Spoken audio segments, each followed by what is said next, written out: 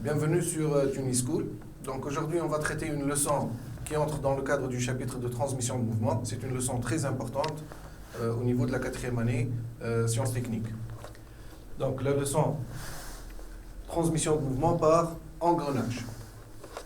Alors, les engrenages sont très utilisés dans les mécanismes utilisés dans la vie courante.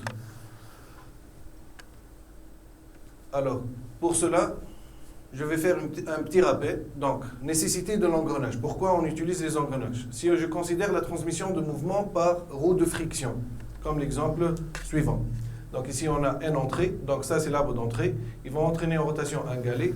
Et ce galet va entraîner en rotation un plateau. La transmission se fait ici, entre le galet et le plateau, par adhérence. Pour assurer cette adhérence, il faut créer une charge, voilà, une force F, qui crée l'adhérence à ce niveau-là. Donc, les avantages d'un tel mécanisme. Premièrement, donc, un fonctionnement silencieux. Deuxièmement, une réalisation simple et économique. Ça ne coûte pas cher. Et troisièmement, en cas de blocage de l'arbre récepteur, il y aura glissement ici. Donc, un glissement entre les roues en cas de variation brusque du couple résistant, d'où sécurité. Par contre, ce mécanisme présente des inconvénients. Parmi les inconvénients, l'entraînement s'effectue par adhérence, ce qui nécessite une force normale de contact importante. Cette force engendre des charges supplémentaires sur les paliers. On parle de cette force-là. Elle engendre des charges sur les paliers. Donc, ça peut créer un problème au niveau des paliers. Deuxièmement, le rapport de transmission R égale N sortie sur N entrée n'est pas constant.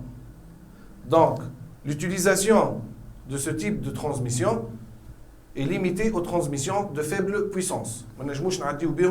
Une puissance kbir. Alors, la solution.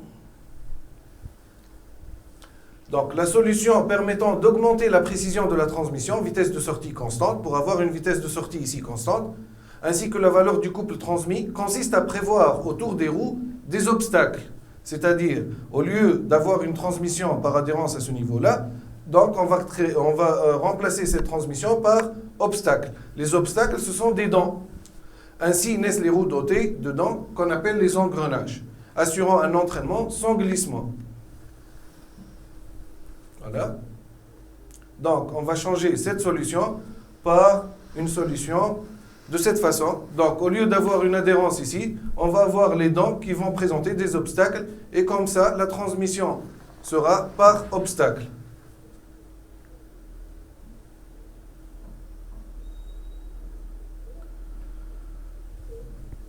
Alors, définition d'un engrenage. Un engrenage est composé de deux roues dentées. La plus petite est appelée pignon, servant à la transmission d'un mouvement de rotation. En contact l'une avec l'autre, elles transmettent la puissance par obstacle. Alors, il y a plusieurs types d'engrenages. Les différents types d'engrenages. Donc, engrenage cylindrique à denture droite. Ce sont les engrenages les plus courants, les plus économiques. La petite roue, on l'a dit, on l'appelle pignon. Pas d'effort axial. Alors, on peut voir une petite animation. Engrenage cylindrique à denture extérieure. Voilà. Donc, la petite roue, on l'appelle pignon. La grande roue, on l'appelle roue dentée. Et vous remarquez ici, le sens de rotation du pignon par rapport à la roue, le sens est inversé. Si j'intercale une autre roue dentée, donc vous remarquez que l'entrée et la sortie maintenant tournent dans le même sens.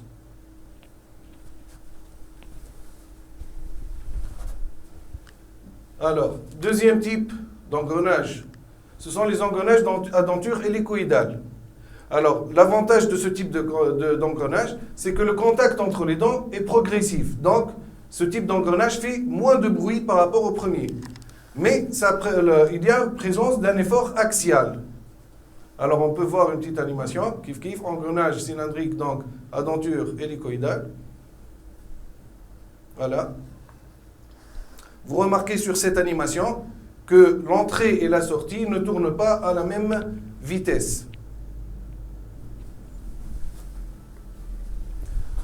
Un autre type d'engrenage, l'engrenage conique.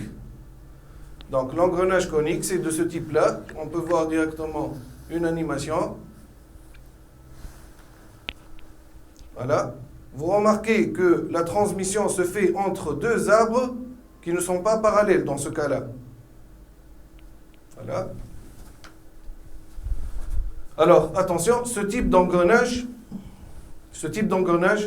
donc, nécessite un réglage, c'est-à-dire coïncidence des sommets des cônes primitifs.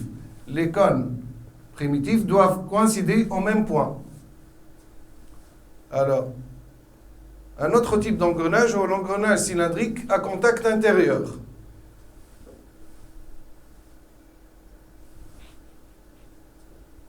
Vous remarquez que pour ce type d'engrenage, le pignon et la roue tournent dans le même sens. Donc en utilisant un engrenage de ce type, on garde le même sens de rotation entre l'entrée et la sortie.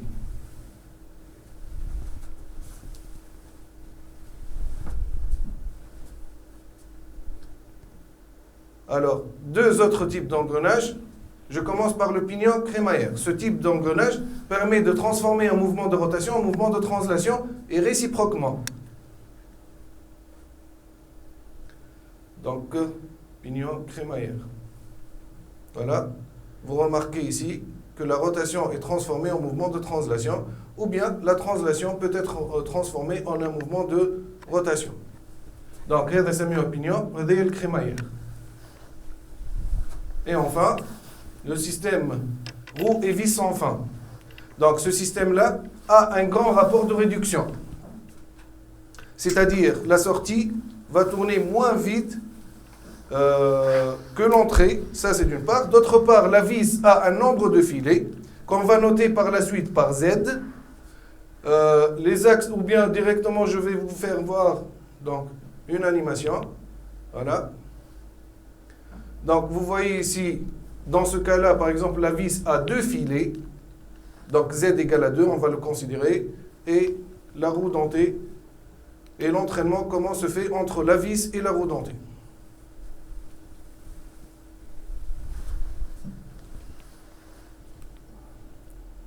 Alors, on entre maintenant dans le vif du sujet. Principe de l'engrainement. Si deux roues dentées à denture droite sont engrenées, on dit aussi en prise, on constate que les dents restent en contact suivant une droite appelée ligne d'action. Alors la ligne d'action, c'est cette ligne qui est tracée en rouge si vous voulez. Donc elle est inclinée par rapport à l'horizontale d'un angle alpha. Ou bien elle est inclinée d'un angle alpha qui est égal à 20 degrés dans le cas des dentures droites. Et si vous voulez, elle est inclinée d'un angle alpha à 20 degrés par rapport à la tangente commune aux deux cercles primitifs. Les cercles primitifs, les chevaux monnaies qui sont représentés en traits mixtes. Voilà.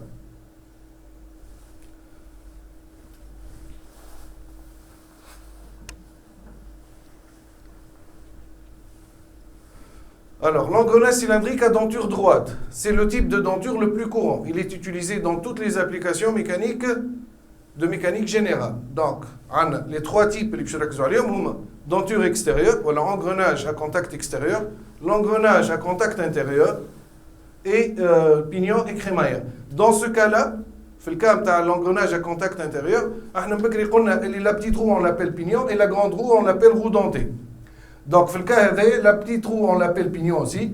Et la grande roue, on peut l'appeler aussi couronne.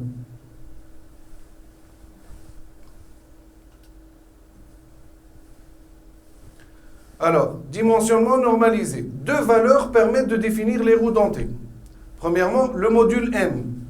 Le module M, il est choisi parmi les modules normalisés et déterminé par un calcul de résistance des matériaux.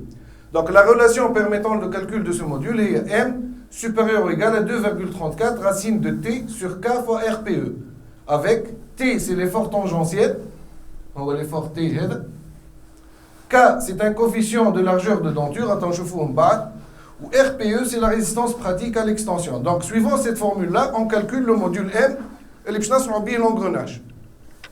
Sauf que le module M, on doit le choisir à partir des modules normalisés. Les modules normalisés se trouvent sur le guide.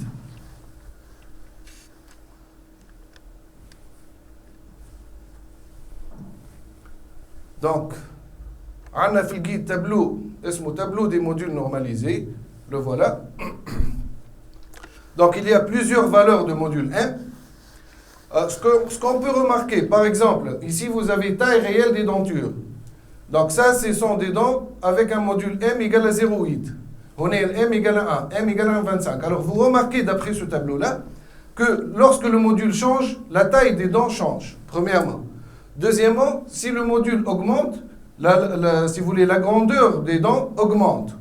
Donc, je vais vous montrer quelles sont les relations qui existent entre le module et les grandeurs de denture. Donc, ce qu'il faut retenir jusqu'à maintenant, que M, c'est une constante. Bon, M, elle sera donnée dans les exercices. La formule. Donc, ensuite, ce qu'il faut retenir, le module M suivant quelle relation, on va les voir ensemble.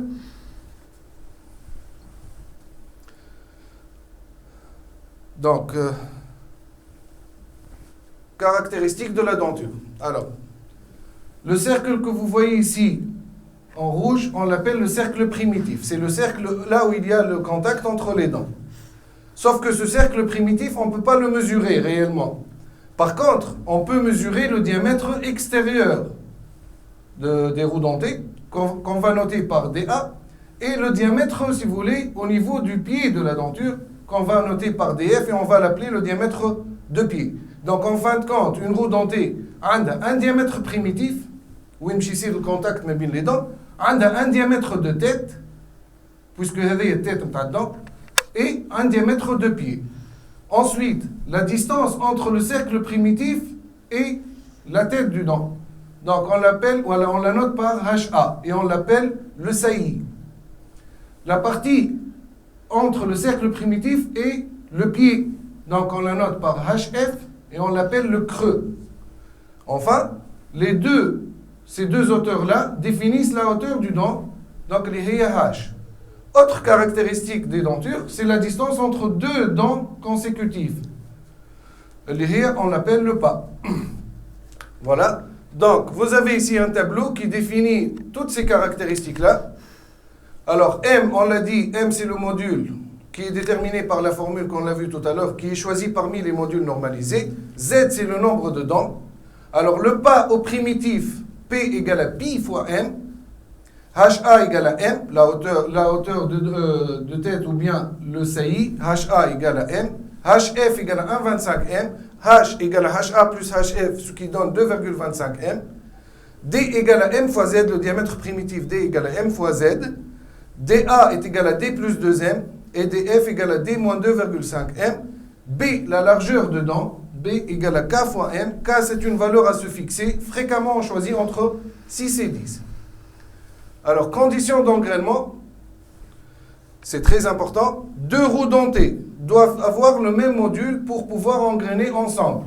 Si je considère ces deux roues dentées, la condition d'engrainement, ce système normalement, les deux roues dentées soient fabriquées avec le même module. Donc, M1 égale à M2.